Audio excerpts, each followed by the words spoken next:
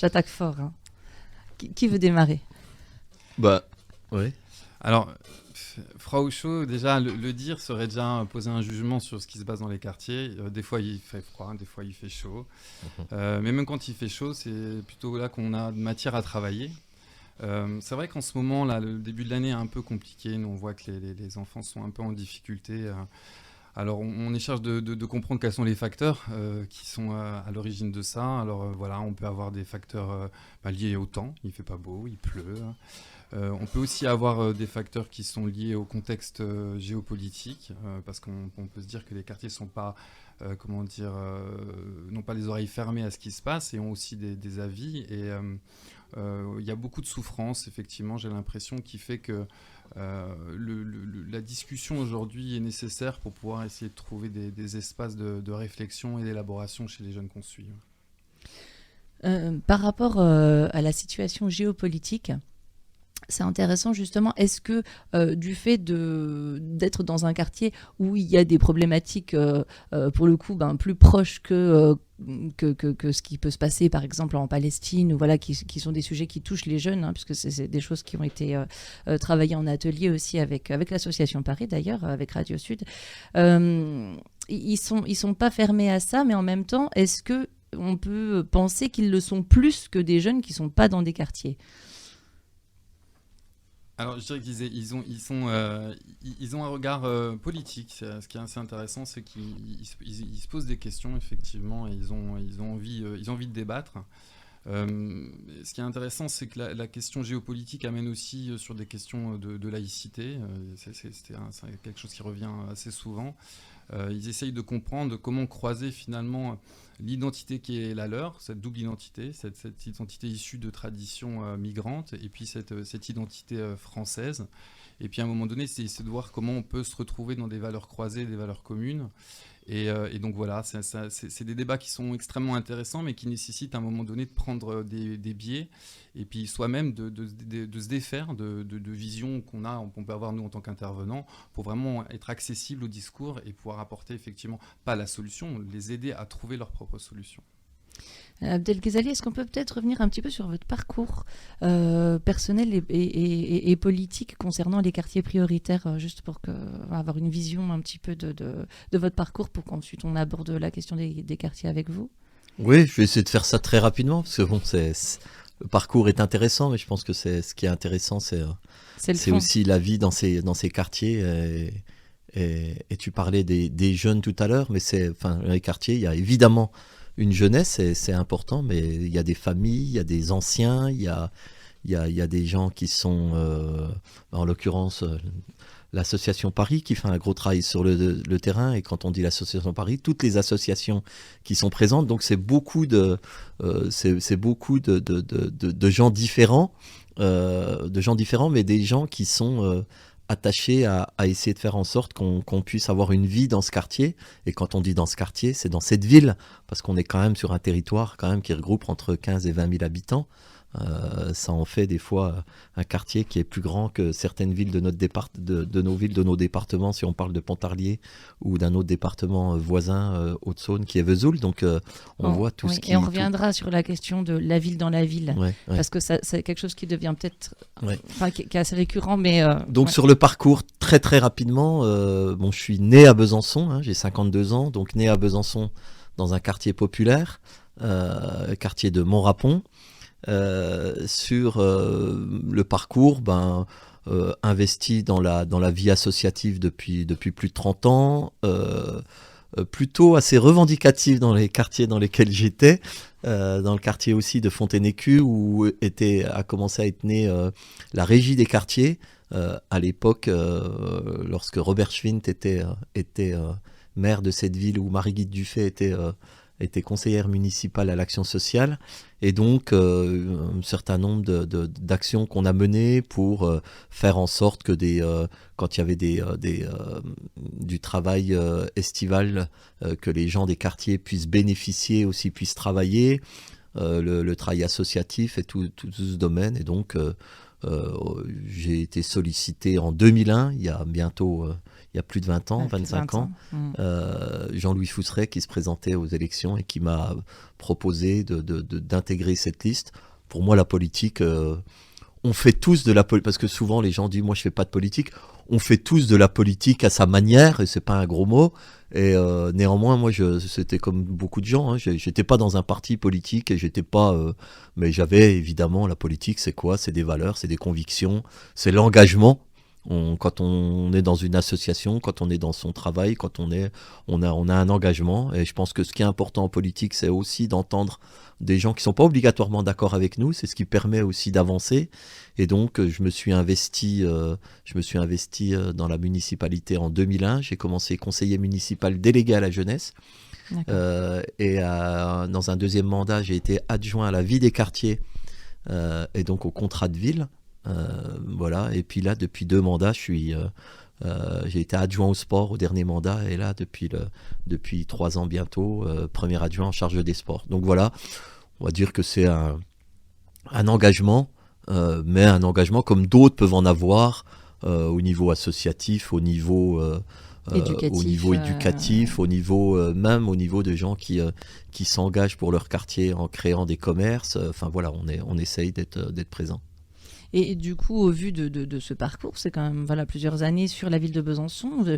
J'imagine que quand même, tu as une analyse qui est plutôt à la fois autant proche des gens, une forme de proximité, puis à la fois un recul aussi sur le global de la situation des quartiers. On va rester sur Besançon pour l'instant. Oui, Ouais. on est dans l'action. Alors après, dans l'action, c'est complexe parce que je regardais il y a 2-3 jours un reportage sur France 5 sur la marche des beurs, 83, fait 40 ans, avec le père Delorme et avec tous des gens qui étaient engagés, qui étaient partis sur cette marche des beurs. Et 40 ans après, c'est toujours pareil, c'est la bouteille à moitié vide ou à moitié pleine. Il y a ceux qui vont dire de toute façon on y met je vais reprendre une expression... C'est un couvercle, non? C'est pas ça. Non, mais sur l'expression, on y met un argent de dingue, ou je ne me rappelle plus l'expression. Comment? Oui, un fric de dingue. Un fric de... Ouais, voilà, D'accord. on y met En tout cas, un on y met fric du de pognon, dingue quoi. là-dedans, donc on peut se dire, on met beaucoup d'argent, il n'y a pas de résultat. Et moi, la question, souvent ce que je dis, c'est que malgré les ratés, malgré des choses qui ne sont pas faites, s'il n'y avait pas des gens, et moi, alors évidemment c'est une question de moyens, mais aussi c'est une question d'investissement de personnes, s'il n'y avait pas toutes ces associations, s'il n'y avait pas tous ces services publics, s'il n'y avait pas toutes ces choses, à quel niveau on serait, quoi. Donc évidemment c'est par l'action. Je pense que ce qui est important aussi, c'est pas de faire... je disais souvent, moi, quand j'étais jeune, il y a des gens qui disaient, voilà, on leur a fait un terrain de foot, on a fait ça, ils sont pas contents. Mais qu'est-ce qu'attendent les gens déjà? C'est pas faire le bonheur des gens sans eux. Et ça, c'est compliqué, c'est difficile. Il suffit pas d'avoir... Il y a beaucoup de gens qui ont des envies, et au-delà des envies, qui veulent bien faire. Par contre, la difficulté, c'est comment on fait avec les gens. Ouais. Et ça, c'est plus complexe, plus difficile. Et le temps... À quel moment ça coince? À quel moment, en fait, vous essayez de faire avec les gens, et sur quoi ça bloque, par exemple? La question participative, elle est effectivement complexe. On a du mal effectivement à faire adhérer les gens du quartier à la vie du quartier, à la vie politique. Je sais qu'il y a des initiatives qui ont été prises par la mairie sur le budget participatif et autres. Oui. C'est des idées, effectivement, c'est une marque, une main tendue effectivement pour ouvrir le discours, le débat et puis travailler sur la question citoyenne.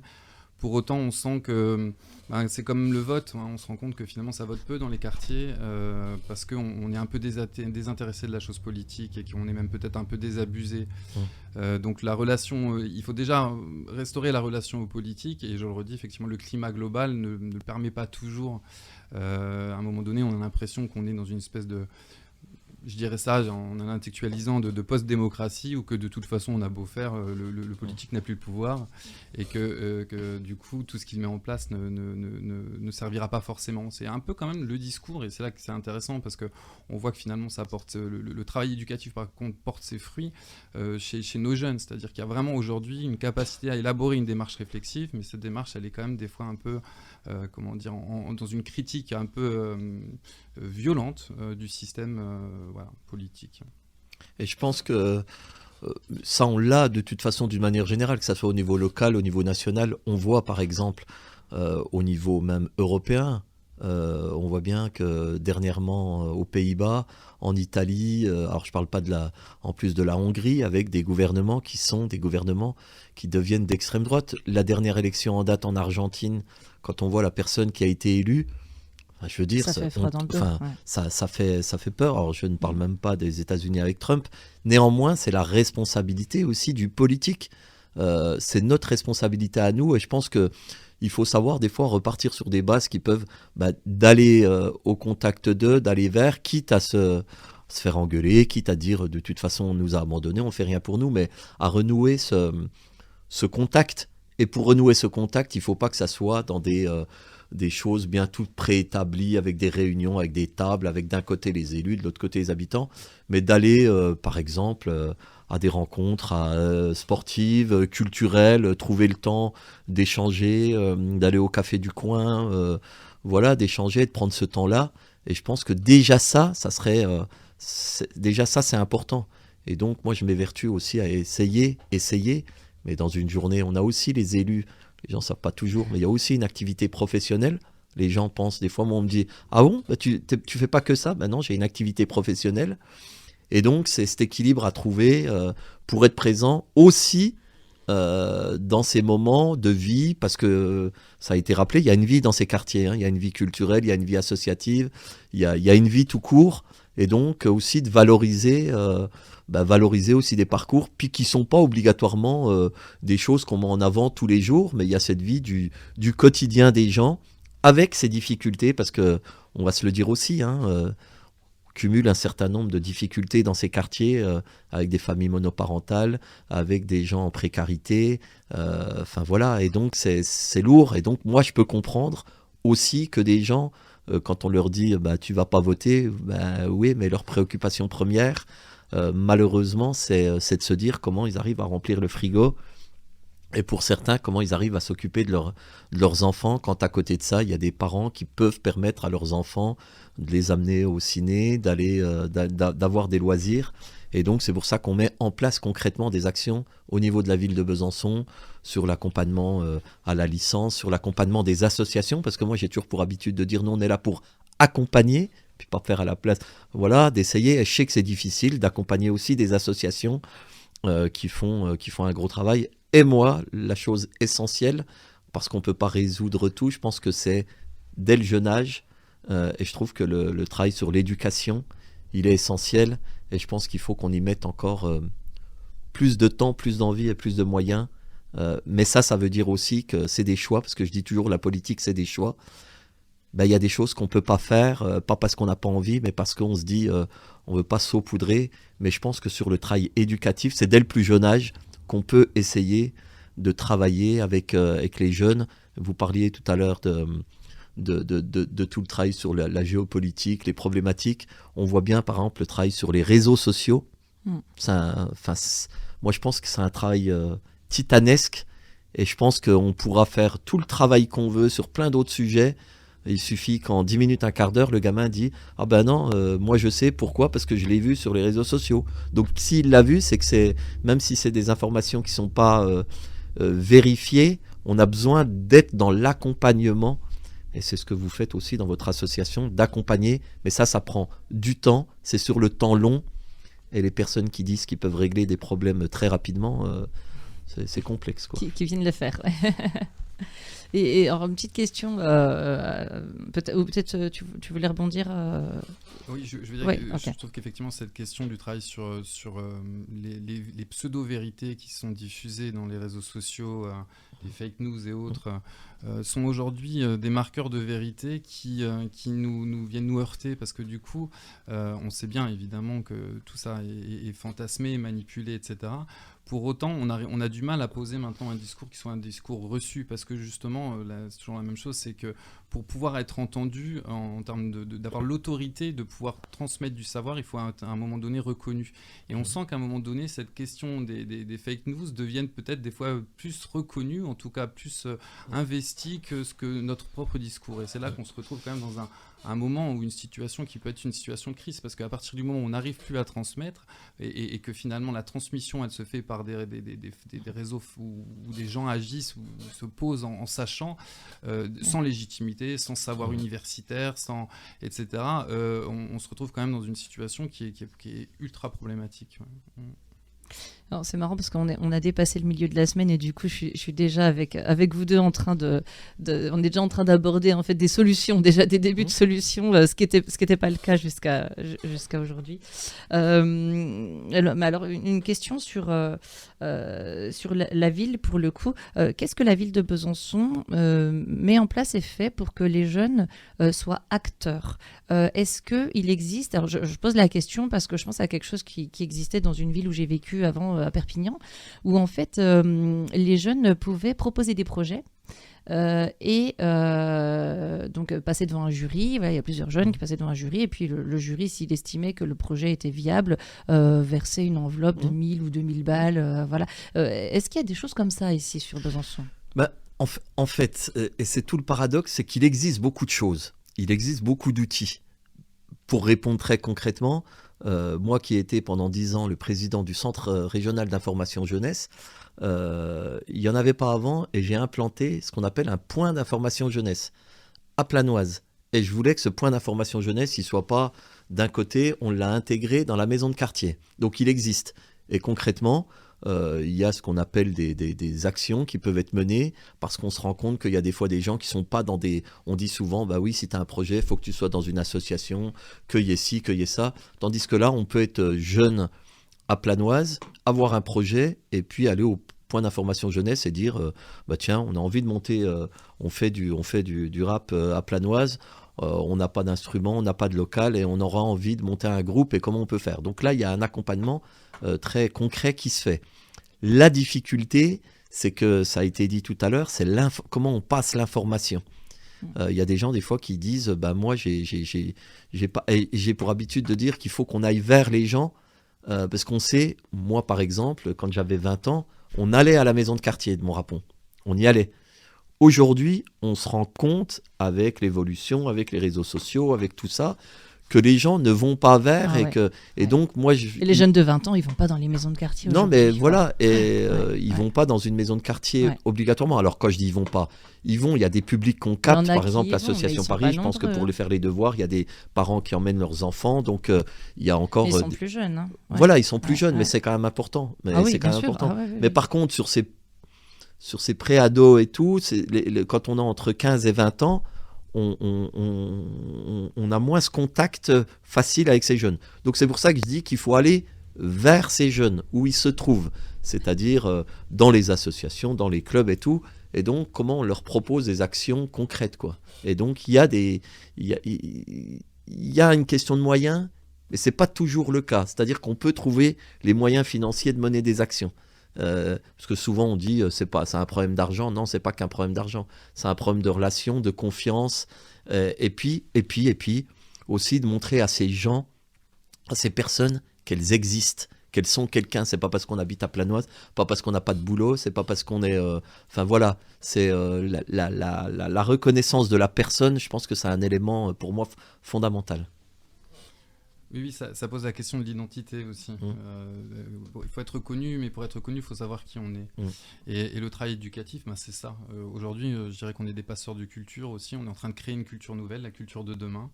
Et il y a beaucoup de raisons d'espérer, parce que vraiment, les débats sont hyper fructueux. Il y a beaucoup d'intelligence dans ces quartiers, et il faut le reconnaître. Après, effectivement, aujourd'hui, nous, on agit pour les enfants de 6 à 21, 22, 23 ans.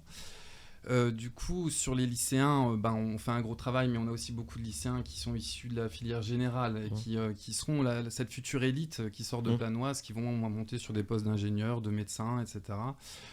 Donc ça, c'est un public qu'on sait capter, et surtout, il faut continuer à faire ce travail-là, puisque du coup, je pense aussi que le fait de sortir, de prendre des responsabilités, quand on est issu du quartier, on n'oublie pas le quartier dont on vient, et après, on a envie de le nourrir. Moi, je le vois bien aussi chez nous, on a des mécènes, des gens qui nous donnent de l'argent pour pouvoir agir, qui sont des gens qui sont passés par Planoise, et qui sont des chefs d'entreprise issus de l'immigration, voire de la demande d'asile, même pour certains.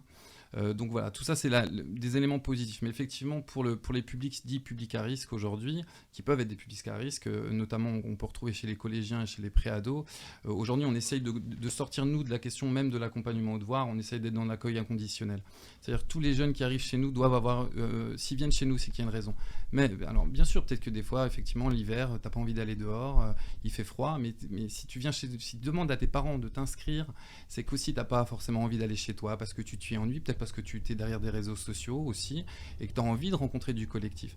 Donc la question, c'est comment on amène du collectif pour ces jeunes-là, comment on amène du sens, comment on fait travailler, comment on travaille avec les autres associations pour construire des identités, pour revenir à la question de l'identité, des identités un peu parallèles, liées au sport, liées à la culture, et du coup, voilà. En tout cas, là-dessus, aujourd'hui, on essaye de positionner un projet, et du coup, on sent les prémices quand même arriver dans le quartier, où justement, comme vous disiez, en termes de moyens, oui, c'est pas forcément de l'argent qu'il faut.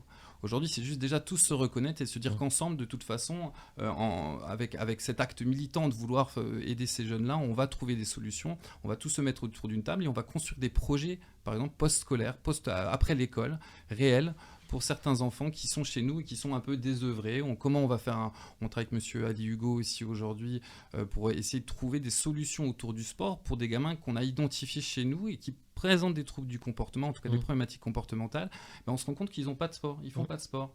Donc cette identité et ces valeurs qui passent par le sport, ils les ont pas.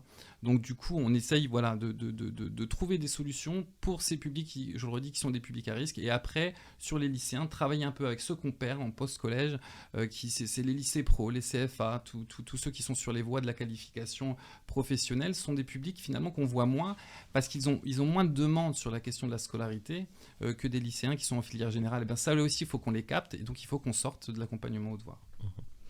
Il y a un élément aussi qui est... alors, et je pense qu'on a commencé par ça, et c'est essentiel, c'est l'humain, évidemment, mais il y a aussi l'environnement dans lequel on se trouve, et on voit bien que l'environnement, le logement, c'est un élément essentiel. C'est un élément essentiel parce que les gens, ils aspirent aussi, on voit bien, d'avoir des logements adaptés avec un balcon, avec un petit peu de petite un petit jardin, enfin des choses comme ça. Alors d'une manière générale, on est dans une ville verte, donc sur l'environnement même à Planoise, on arrive à trouver des parcs et des choses comme ça. Néanmoins, on voit bien qu'on a des îlots où on concentre le logement avec des personnes en difficulté. Et je pense que sur le logement, alors évidemment, moi je pars toujours du principe où on peut refaire tous les logements qu'on veut si les gens sont dans la misère, et ça changera rien, hein, si on fait que sur le bâti et qu'on s'intéresse pas aux gens en tant que tels, ça fera rien. Tout à fait. D'ailleurs, beaucoup d'habitants ont eu cette pensée-là. Il y a eu beaucoup de retours de on détruit les immeubles, voilà, mais nous, on est toujours dans la merde, effectivement. Non, mais évidemment, c'est important, c'est essentiel. Ouais. C'est-à-dire que si on n'est pas sur le parcours de vie des gens, on peut refaire tout ce qu'on veut, ça ne changera pas. Néanmoins, il faut aérer un peu plus ce quartier, c'est ce qui est en train de faire avec des déconstructions. Alors, ça pose aussi la question... on est en manque de logement, hein, sur la ville, et donc c'est comment on reconstruit. Je fais un parallèle des fois parce que ça me fait un peu sourire, mais c'est un sujet sérieux. On parle des VET où les gens disent il ne faut pas reconstruire. Ok, mais je veux dire, des gens qui habitent Planoise ou Montrapon ou les Orchamps, parce que là on est sur le quartier de Planoise, mais les problématiques de fond sont les mêmes sur les quartiers prioritaires que sont Clair-Soleil, les Orchamps, Montrapon, voilà, voire même les Hauts-de-Saint-Claude. Et donc, c'est comment on arrive aussi à faire en sorte qu'on propose à ces personnes des logements dignes et adaptés, parce qu'ils ont le droit, eux aussi, à avoir des logements de qualité, quoi. Et je pense que la question du logement, c'est aussi une question essentielle. Alors peut-être on reviendra aussi sur le logement en effet. Alors je voulais revenir sur quelque chose, c'est la ville dans la ville. Effectivement, c'est quelque chose qu'on entend souvent, que Planoise c'est une ville dans la ville, donc pour montrer l'importance par rapport au nombre d'habitants, qu'il faut suffisamment d'infrastructures, etc. Cependant, il se passe quelque chose sur cette histoire de ville dans la ville, c'est que du coup les gens finissent par dire on est planoisien, on n'est pas byzantin. Et est-ce que on vient pas du coup quelque part aussi à force de dire la ville dans la ville, est-ce qu'on vient pas poser une problématique encore et s'éloigner encore un peu plus des planoisiens, du coup je vais le reprendre le terme, mais est-ce que ça vient pas un peu poser souci ça? On peut être, enfin moi je le dis comme ça, j'habite, quand on était de Montrapon, on disait, il y avait Montrapon, il y avait le quartier de Fontaine-Écu qui était à 1 kilomètre, on disait, on est de Montrapon, donc on est attaché à son quartier, et c'est bien, on est attaché, enfin je veux dire, quand on le décline, on est toujours attaché, moi on a joué gamin au foot, et moi j'ai connu le département du Doubs et la région Franche-Comté, parce que j'étais inscrit dans un club de foot et qu'on allait faire des matchs dans le Haut-Doubs, à Orchamps-Veynes, à Pontarlier. Et moi, j'ai connu la région grâce au foot. Et donc, on arrivait là-bas, on était de Montrapon. Donc, on est attaché. Après, évidemment, il faut faire attention de ne pas enfermer les gens, pas leur permettre de sortir. On a quand même, on est dans une ville, on est dans une ville moyenne, pas dans une grande ville. Si on part de Planoise avec le tramway, 10 minutes après, on est au centre-ville. Donc, c'est comment on arrive à, d'une part, par les moyens de transport, à faire en sorte d'amener les gens en dehors de la ville et à les sortir du quartier.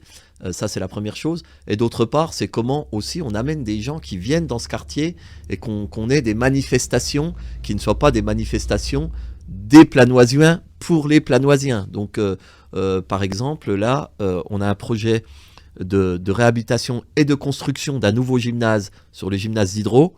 Un projet à 12-13 millions d'euros.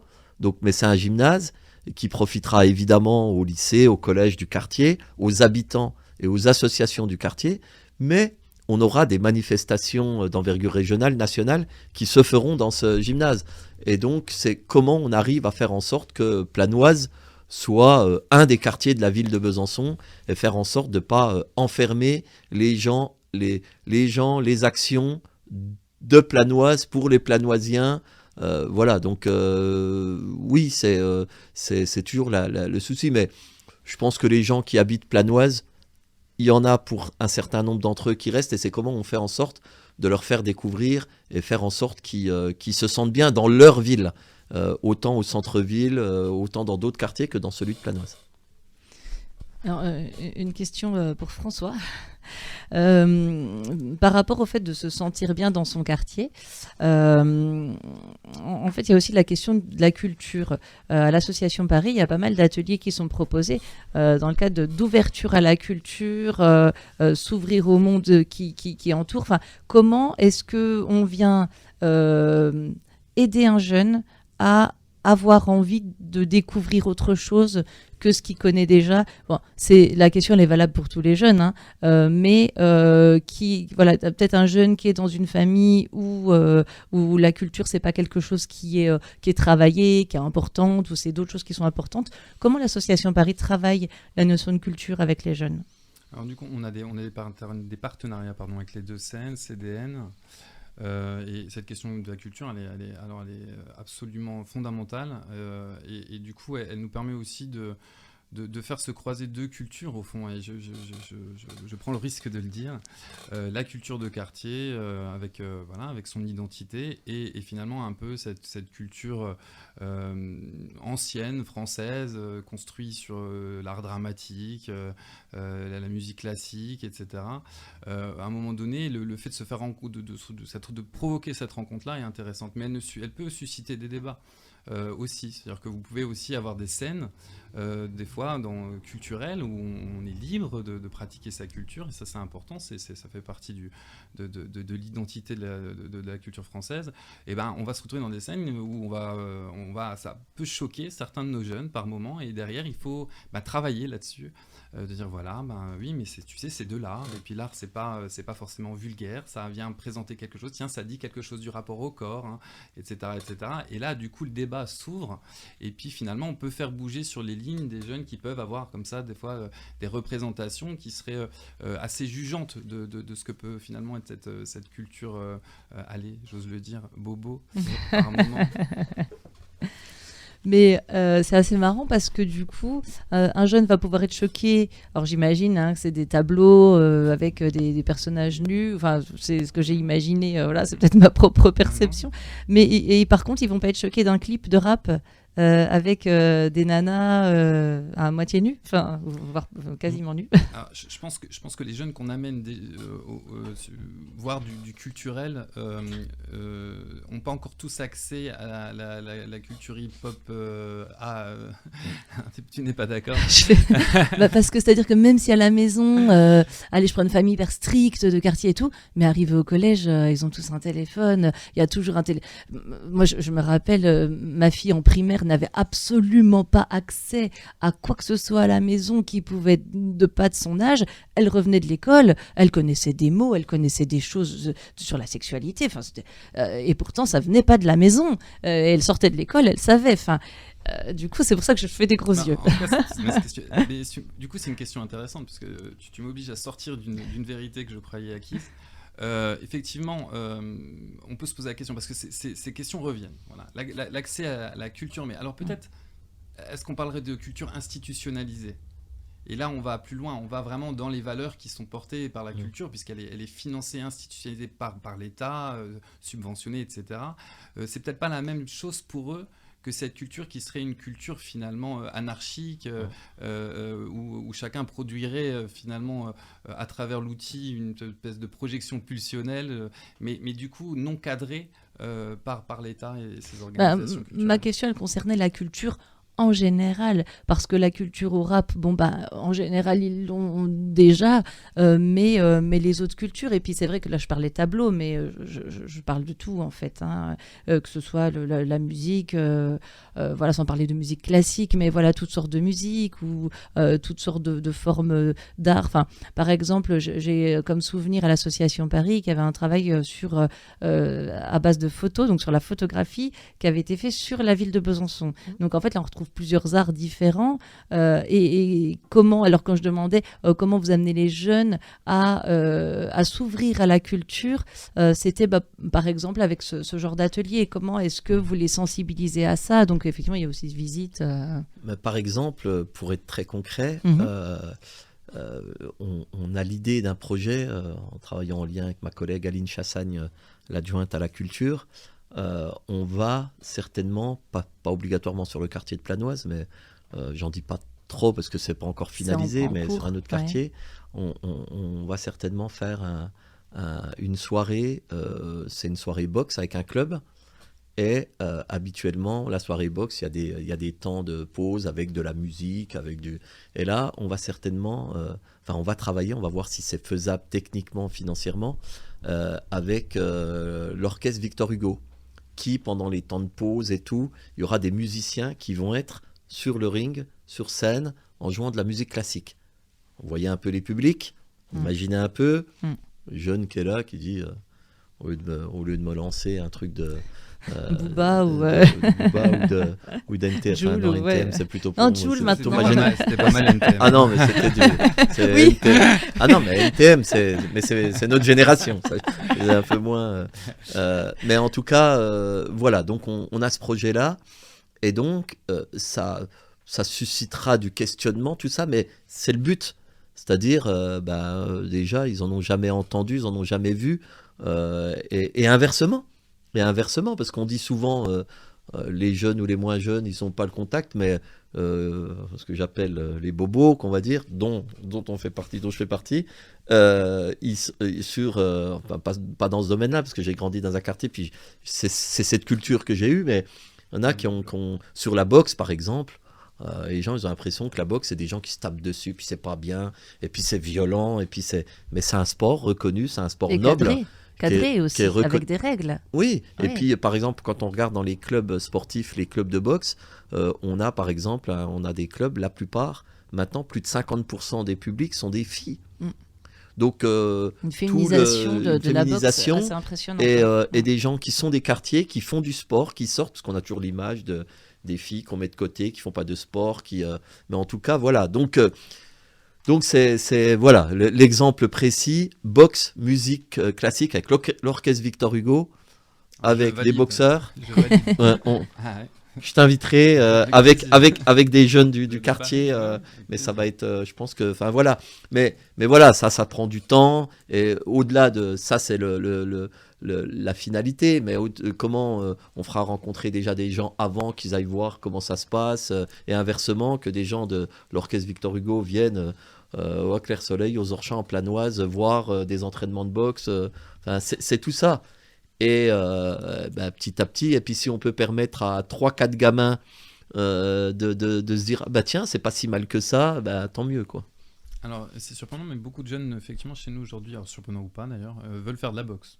Ouais. Chez nos jeunes qui n'ont pas de sport aujourd'hui, ils demandent d'aller vers la Mhm. boxe. Et c'est aussi des jeunes qui ont des problématiques de gestion de leurs émotions. Mhm. Et du coup, on va les accompagner sur ce projet. Ouais.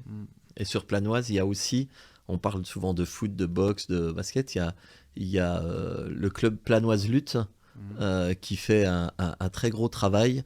Et il y a un bon club de lutte, des gamins avec Salah qui s'en occupe, Salah Oubric, qui est un ancien du CPB, du club pugilistique byzantin. Et donc, ils ont un bon club et ils ont une centaine de gamins. Donc, entre la boxe, le karaté, la lutte, le foot. Donc, enfin voilà, moi, en tout cas, je salue l'engagement et le travail des associations dans ce quartier parce que ils font un gros boulot et c'est pas facile. On parlait hors antenne tout à l'heure avec François de la question de l'accompagnement dans le cadre de l'accompagnement judiciaire. Donc voilà, on sait que tout n'est pas une histoire de moyens. Cependant, dans certaines institutions, voilà, on peut manquer de moyens humains. Comment est-ce qu'on vient pallier autrement, via les associations, comment on peut faire quand on manque de moyens humains dans une institution pour pallier et pour qu'il n'y ait pas trop de jeunes, ou qu'il n'y ait même pas du tout de jeunes, laissés sur le carreau? Il faut croiser les coopérations, absolument fondamentales. Je pense qu'on a un gros écosystème qui, des fois, communique pas très bien. Je pense qu'aussi les politiques de financement de nos associations, des fois, nous mettent dans une concurrence sur certains sujets. Et malheureusement, des fois, on perd le fil et notre objet social pour assurer notre survie. Il faut le reconnaître, c'est aussi une réalité. Il faut absolument qu'on sorte de ça. Sortir de ça par la construction de projets communs, mais aussi d'une gouvernance commune sur des questions financières, je sais pas, d'avoir des services supports en commun, de pouvoir faire des contrats croisés entre les associations. C'est-à-dire, on a un contrat qui vient de ce service, de ce service support-là, mais sur 3 assos, mais un contrat unique.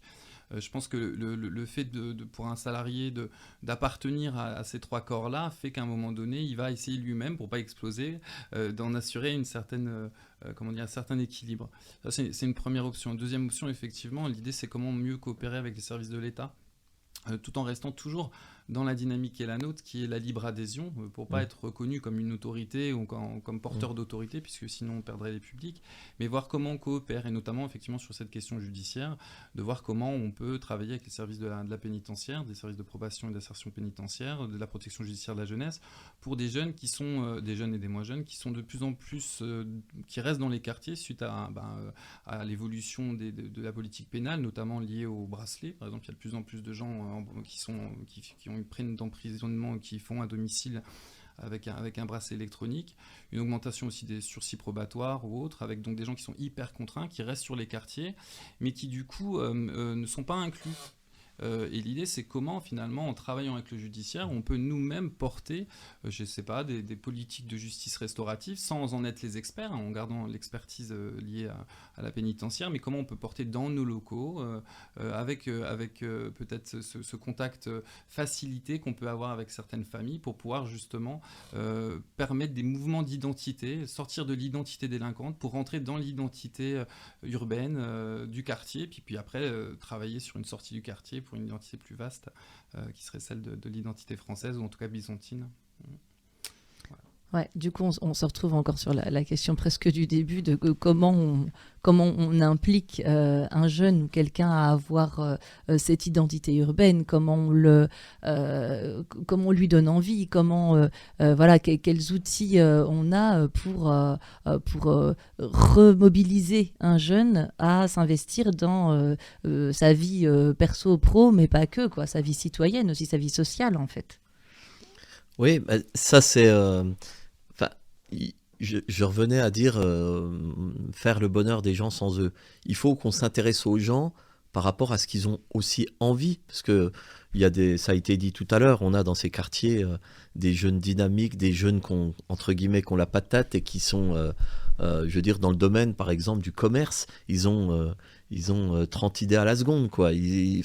Voilà, ils ont envie de faire, ils ont des compétences, ils ont des capacités.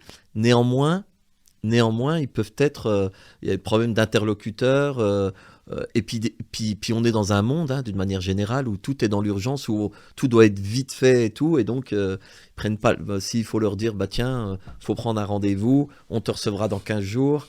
Et puis on regardera... Enfin, il faut qu'on arrive, nous, à expliquer à ces jeunes qu'il y a un cadre, que ce cadre-là, on doit être dedans. Néanmoins, il faut que ça bouge, il faut qu'il y ait de l'interaction. Et il faut pas perdre ces gens, quoi. Parce que une fois qu'on les a perdus, c'est trop tard, quoi. Si je prends l'exemple, si on nous sollicite, nous, à la ville, sur un projet, et puis qu'on dit oui, faudra qu'on le regarde, mais bon, pour le moment, c'est pas encore le moment parce qu'on a d'autres choses. Et puis qu'un mois et demi après, on commence à regarder le sujet, on va avoir perdu les jeunes. Et c'est pour ça que on s'appuie sur les associations.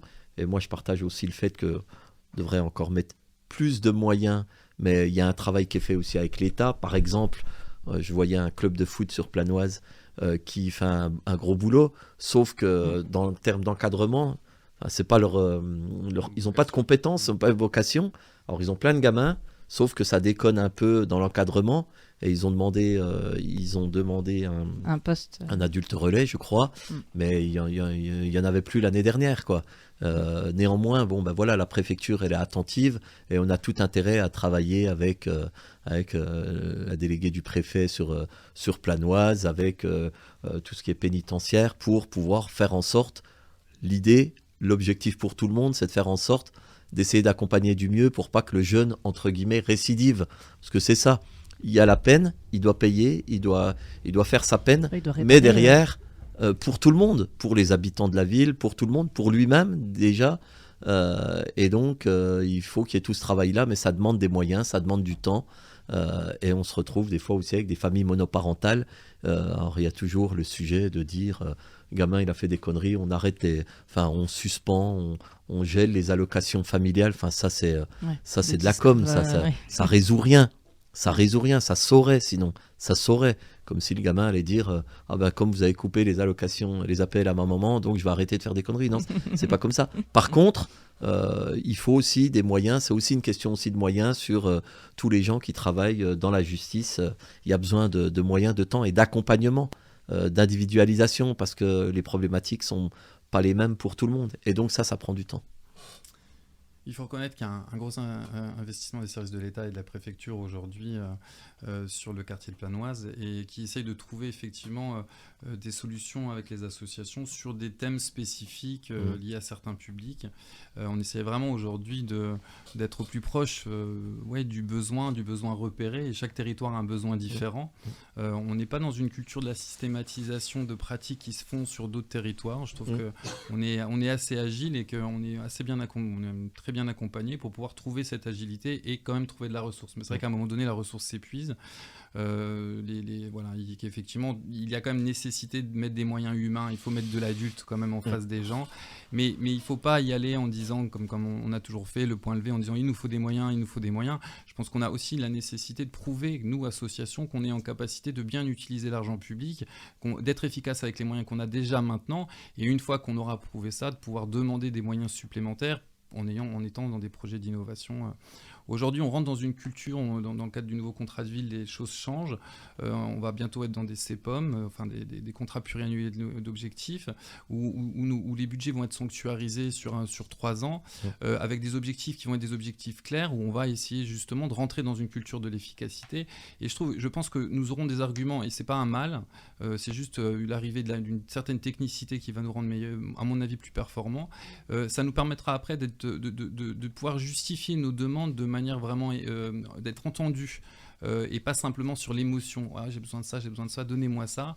Et le politique va pouvoir peut-être plus entendre à un moment donné qu'effectivement, peut-être qu'à cet endroit-là, il faudrait qu'il y ait un effort qui soit fait sur le plan financier.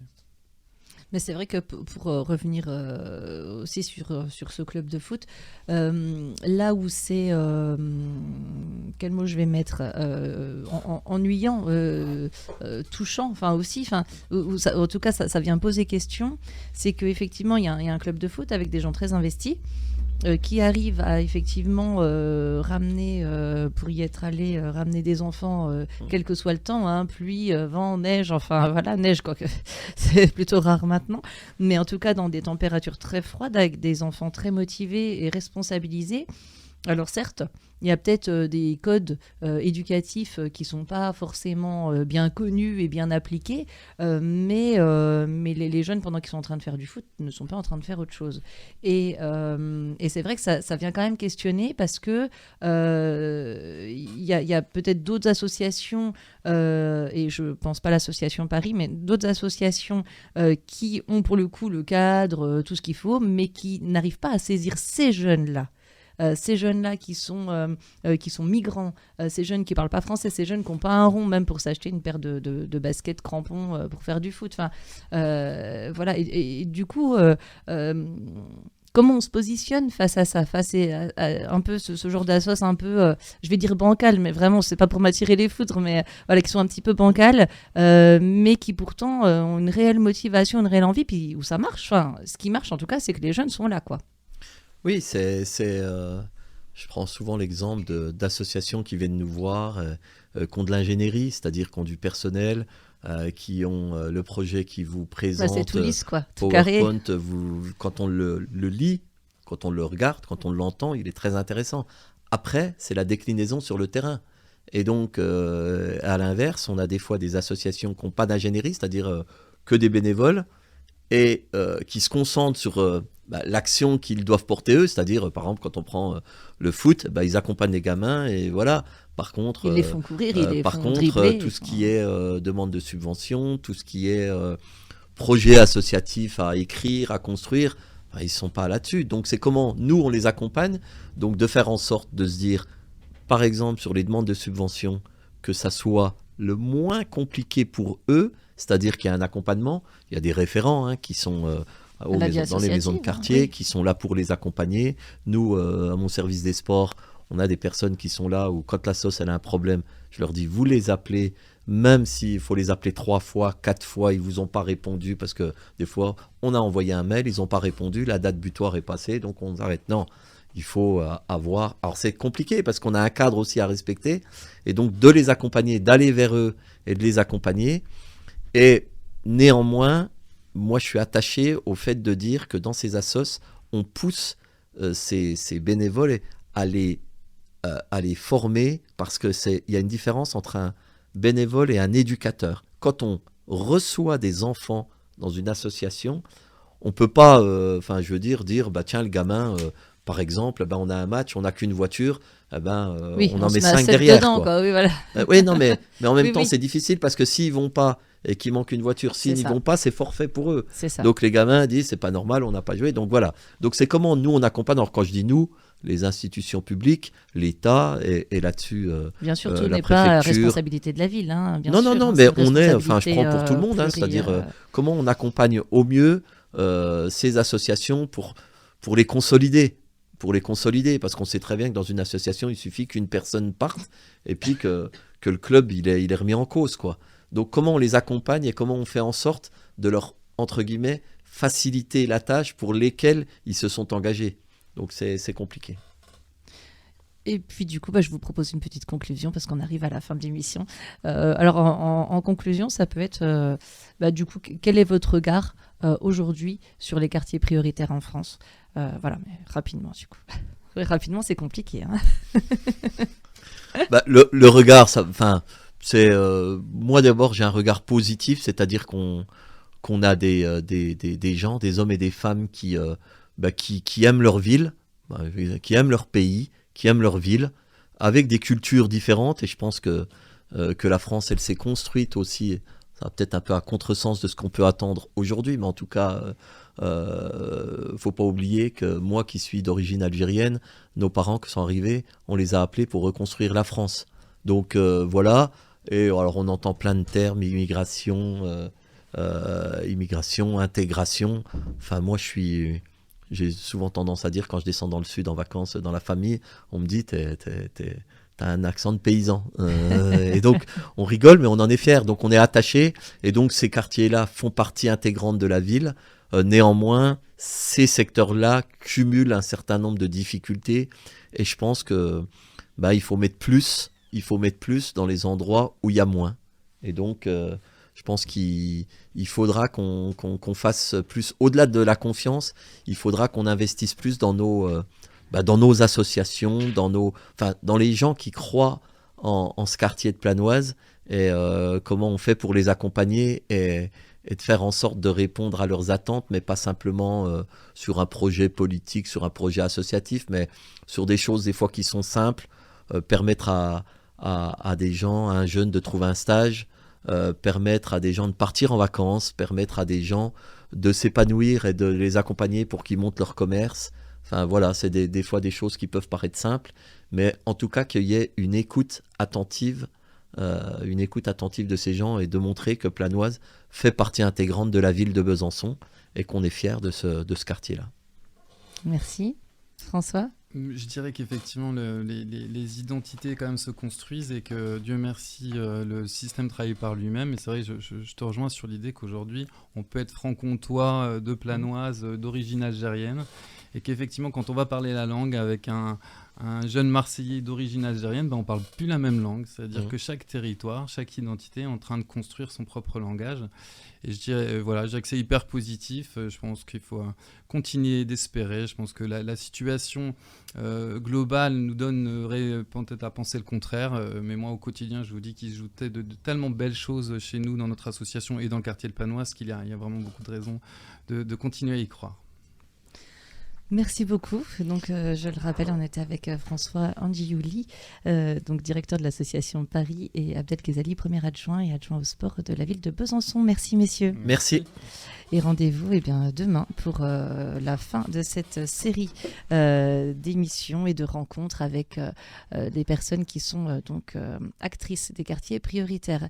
Tout de suite, c'est le Flash Info suivi de Italia Bella par Mario Lontananza.